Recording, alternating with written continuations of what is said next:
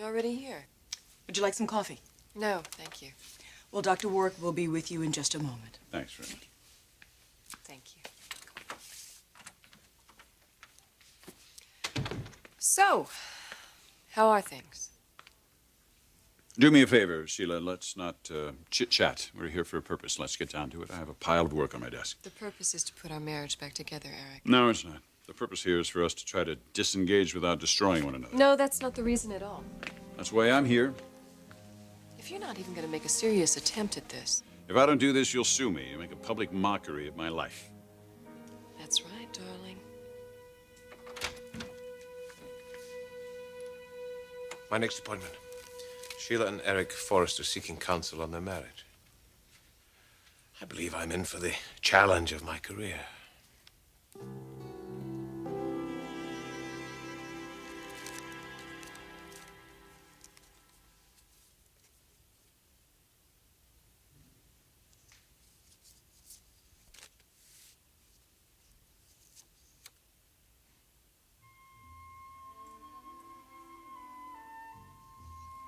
Oh, sweet Taylor. If you only knew what was going on.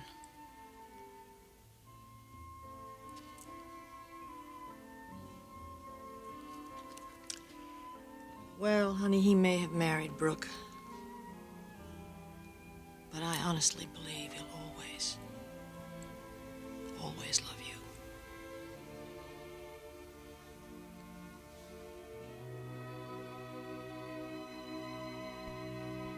So you never made it to the bazaar?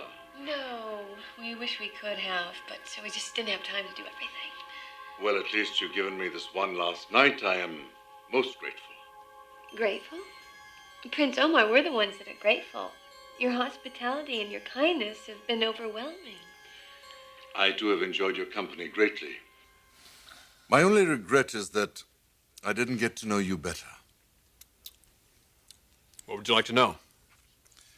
You both seem very happy, so deeply in love. And yet I know from what you have told me that you, Ridge, have lost a wife not so long ago. Can you tell me something about her? What was she like?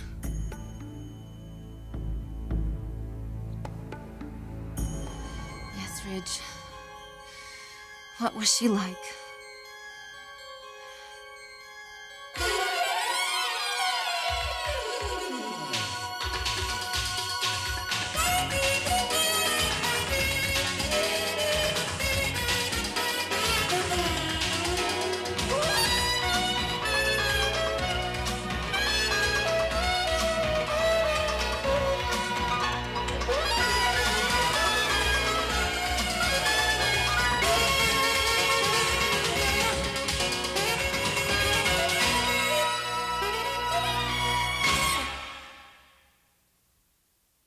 Tell them, sweetheart.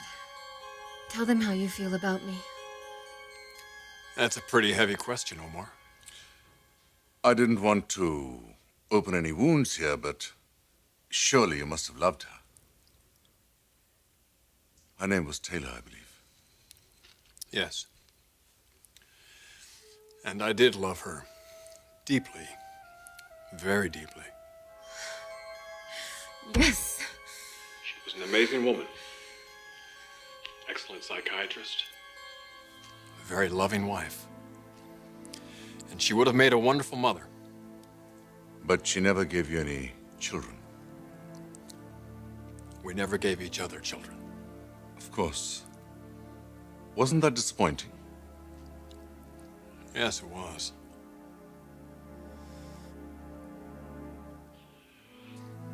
But that never affected how I felt about Taylor. And it never would either.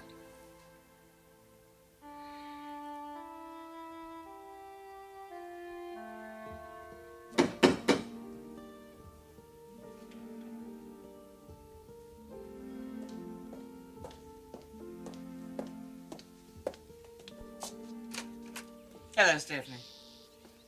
I had a sinking feeling when I heard the knock on the door. Relax, I'll be brief. I just came here to talk about Thorne and Macy. What about them? Well, What about them? Don't you remember they're about to appear in a major musical concert in Rotterdam? I just came by to see if you planned on attending. Are you going?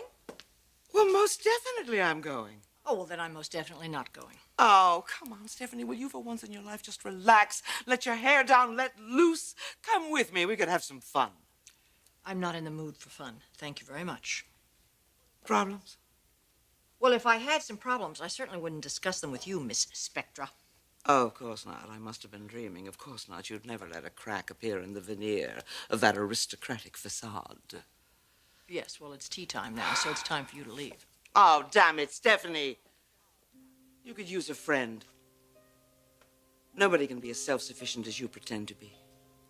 This may come as a revelation to you, but I have many friends. Do you really? I don't see many of them around here. I mean, who lives here anymore? You and Maria, the maid, that's it, right? Oh, no, wait a minute. There is somebody else. You do have a niece staying here with you, don't you? What was her name again?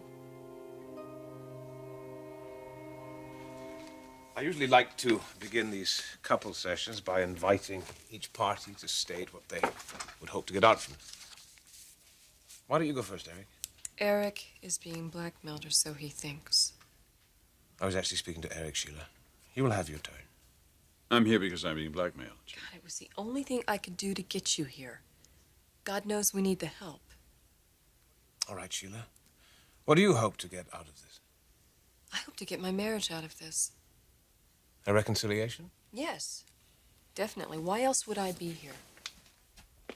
You know, while we're at it, James, I want to let you know that you were not my choice for therapy. You were Eric's. In the spirit of compromise, I agreed. But if I get even the slightest indication that you're not being objective, or for that matter, that you're in collusion with Eric to subvert this marriage, I will turn you in to the medical board for censure. And then I'll go to the press. In short, I'll ruin you, just as I'll ruin my husband. It's nothing personal, but I have to look out for myself. Is this how you always look out for yourself? Do you protect yourself by threatening others? Only when I have to, Doctor. And in this particular instance, I definitely have to.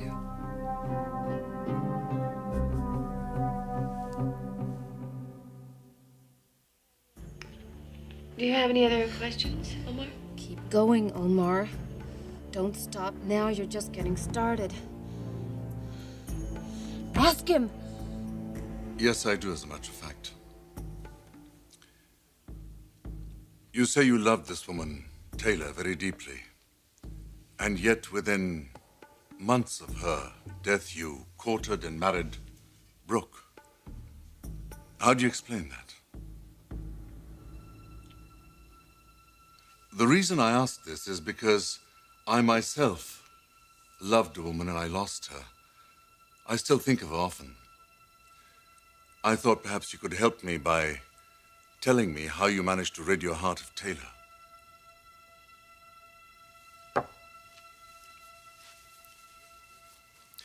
I didn't rid my heart of her, Omar. She's still very much there. The darkest day of my life was the day of Taylor's funeral. Nothing will ever diminish the agony I felt that day. Ridge delivered the eulogy. Felt like I was gonna die, standing up there saying those words. You see, Prince Omar, this isn't the first time that this has happened to Ridge. He had another wife who died tragically as well. But this was even more painful than Caroline's death because it was so unexpected, so sudden. I feel like I never really got a chance to say those things that I wished I'd been able to say.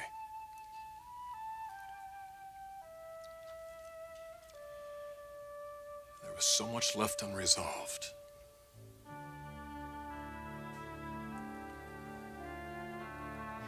Go ahead, Omar. This is the perfect moment. Ask him the big one. Ask it.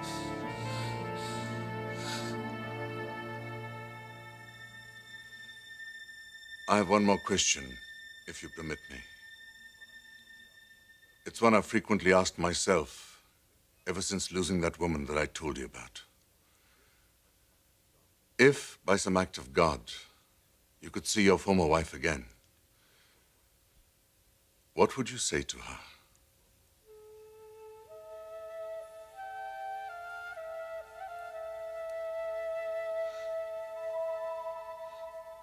Why are we getting into a discussion about my niece Jessica? Jessica. You know, it must be nice having a young lady like that to share your quarters here. Kind of bringing back all of those teenage years. You can't remember that far back, can you? Things are different now than they were when you were a girl. Teenagers have a lot different pressures. Well, I suppose that's what everybody says. That's what everybody writes about. I just don't happen to agree with it. I happen to think that young people today are a lot more intelligent than they get credit for. I happen to think that they know what they want and they know what they need. And I think we ought to listen to them once in a while. I think we ought to loosen the reins and let them follow their own lead. Well, as usual, we disagree. I think you have to draw the line. Give them parameters so they know exactly what's required of them. Otherwise, you end up in very difficult situations. Did you drop in for parenting tips today? Is that it? No, I don't need them. I did pretty well raising my daughter Macy. I intend to do the same with my son. I'm sure you will, in spite of yourself. Well, you're here uninvited. You've barged in. You can leave, please. All right. Fine. I will give your regards to Thorne and Macy in Rotterdam. Sorry you won't be joining us, and good luck with your niece, Jessica. Though maybe I ought to save the good wishes for her. Living with you, that girl's gonna need all the good luck she can handle.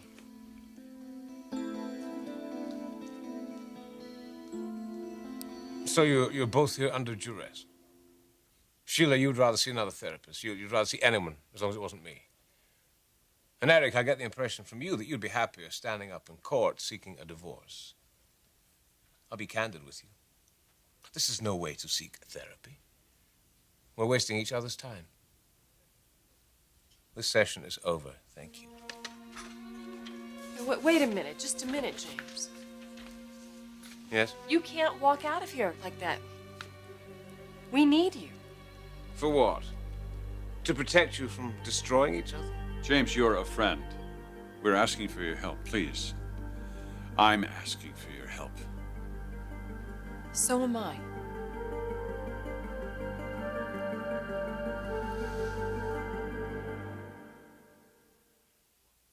I don't know what you want from me.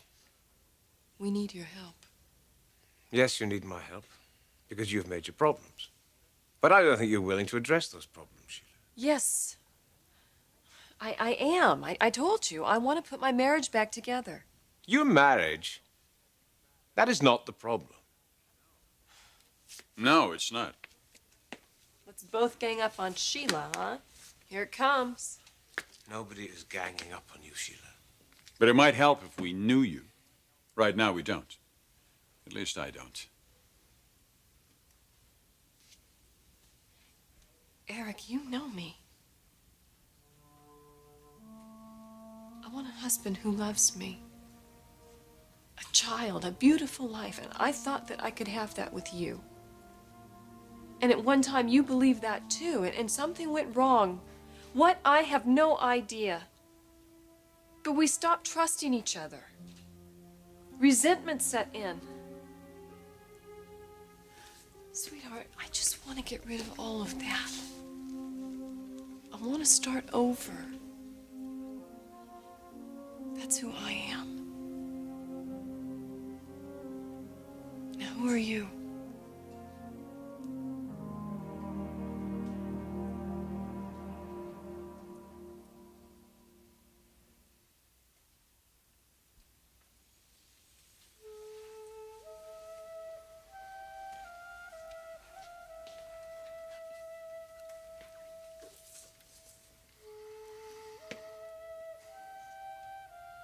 What would I say to Taylor if I could see her one more time? Yes. What would you say? I'd thank her. What would you thank her for, Rich? Taylor touched my life in so many ways. When I met her, I thought she was just another psychiatrist. She had the craziest views on life. Views I definitely didn't subscribe to one bit. You see, Omar, a couple years ago, I had my own philosophy on things. Really thought I had life nailed. Fast cars, beautiful women, money, status. That's what mattered to me. I was a real man of the 80s. One of the most arrogant bastards you'd ever want to meet. And I got away with that. Till I met Taylor. I met her at a very difficult time. I had just lost Caroline. And I was torn apart, feeling very bitter, very angry, very sorry for myself. And I was trying to hide from a world that I felt did me wrong.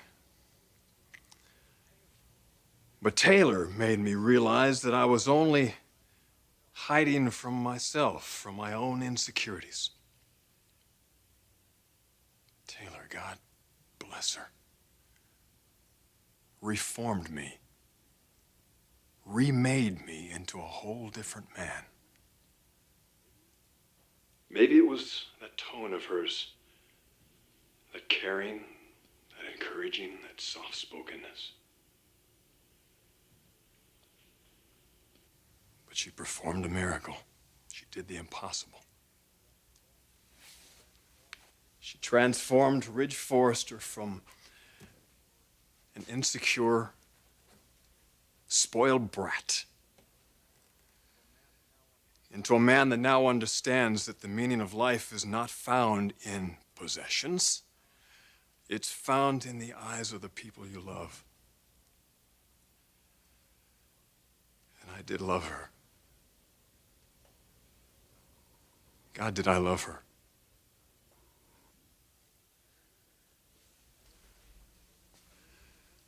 I remember once, Logan,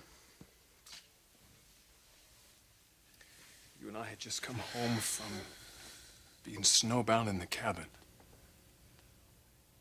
Our daughter, Bridget, had just been born. And Taylor could have been so furious with me. Any woman would have been under the circumstances, but not Taylor. Instead, she was concerned about my baby. Was she all right? Was she healthy? Was I all right? You see, Taylor supported me in everything I did. No insecurities, no jealousies, just support. It's amazing. How a woman so pure and so sweet and so devoted to helping other people could be taken away from us so suddenly.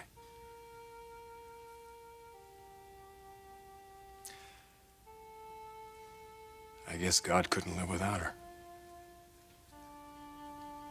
Can't really blame him, can you?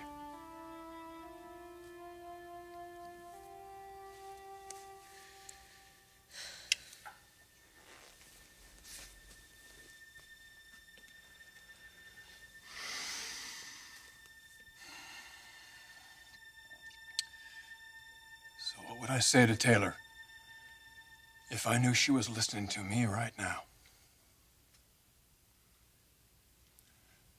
I would say, thank you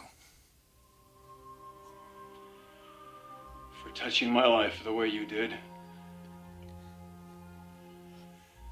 And I would hope that someday, somewhere, when we're together again, and I have no doubt that we will be, somewhere, that you'll look at me and you'll be proud of what I have become.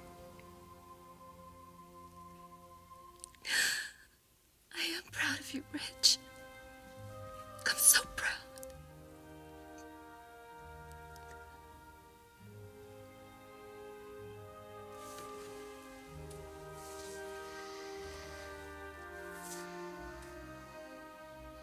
Does that answer your question?